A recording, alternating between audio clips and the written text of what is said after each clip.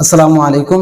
প্রতি বছর বর্ষা আসে আর আমাদের আসামের হাজার হাজার মানুষের ঘর বাড়ি ক্ষেত খামার পানির নিচে তলিয়ে যায়। তারা আসেন, ত্রাণ দেন, ফটো তুলেন, তারপর পানি শুকিয়ে গেলে তারা সব ভুলে যান। আজ আমি আপনাদের সাথে কথা বলবো, এবার কি আমরা এই বন্যার সমাধান নিয়ে ভোট দেব, নাকি শুধু ত্রাণের আশায়? ভোট চাইতে আসেন তাদের সরাসরি জিজ্ঞেস করুন, প্রতি বছর আমাদের যে ক্ষয়ক্ষতি হয় তার স্থায়ী সমাধানের জন্য আপনাদের মাস্টার প্ল্যান কি? হ্যাঁ, আমাদের এলাকার বাঁধগুলো কি শুধু বালির বস্তা দিয়ে জোড়াতালি দেওয়া হবে, নাকি বৈজ্ঞানিক উপায়ে মজবুত করা হবে? বন্যার সময় পশু পাখি এবং মানুষের আশ্রয়ের জন্য উঁচু জায়গা বা ফ্লাড শেল্টার কি পর্যাপ্ত পরিমাণে আছে? কৃষকদের ফসলের যে ক্ষতি হয় তার বীমা বা ক্ষতিপূরণ পেতে কেন এত হয়রানি হতে হয়? মনে রাখবেন, এক প্যাকেট চাল বা ডাল দিয়ে বন্যার সমস্যার সমাধান হয় না।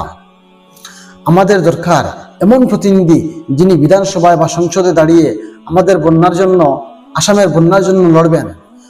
হ্যাঁ, বন্যায় আমাদের ঘর হারায়, স্বপ্ন হারায়। এবার আপনার ভোটটি তাকেই দিন, যে কেবলমাত্র ত্রাণ বিলিয়ে নয়, বরং প্রতিনিধির স্থায়ী গ্যারান্টি দেবে। সচেতন হন, সঠিক প্রার্থীকে নির্বাচন করুন।